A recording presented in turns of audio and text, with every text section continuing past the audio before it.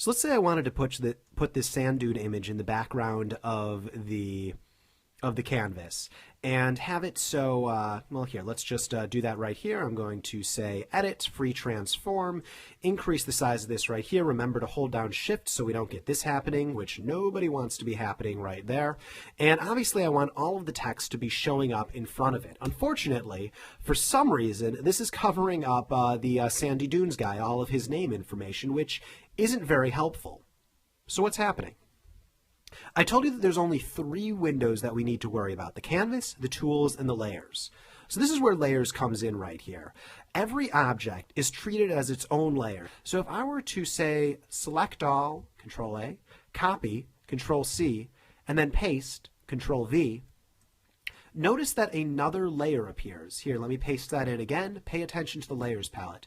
Control V, a new layer appears. So notice that a new layer appears. This is what allows me to drag these differently. If it's on a different layer, I can treat it as its own individual object. Each individual object is on its own layer. Or to rephrase that, each individual layer is its own object. So I'm just going to hit delete to get rid of that layer and that object. I'm going to move this up. Now, if I want this to be behind all of the text, all I need to do is I need to drag this layer and move it behind all of the text.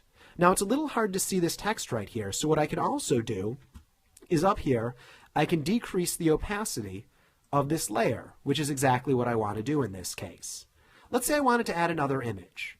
So I'm going to go here, and let's add a little bit of a lake. Looks good. I'm going to decrease the size of it. Fantastic. Wonderful. Hit OK. You'll notice what happened is this lake got set up as its own layer. If I had another lake, here, let's add in another lake. When I drag this in, this is yet another layer.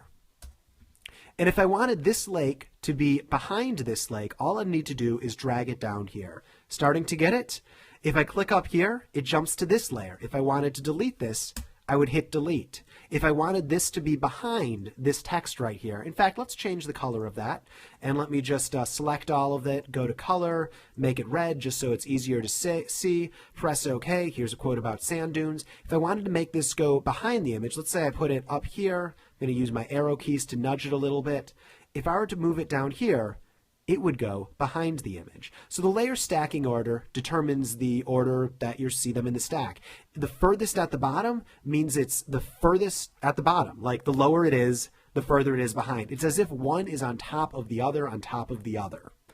I think that makes sense. I'm pretty happy with that explanation. There's a couple of other things I wanted to show you about layers, and then we'll get into a bit more confusing stuff.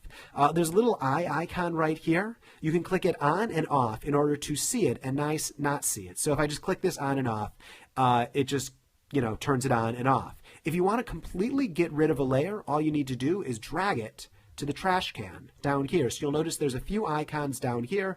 They allow you to do all sorts of stuff. Let me grab this image. You'll notice when I click on it, it immediately makes it so this is the layer that's selected. If I were to drag it down here, it would delete it. Let's undo that. If I were to drag it down here to the icon next to it, it duplicates it.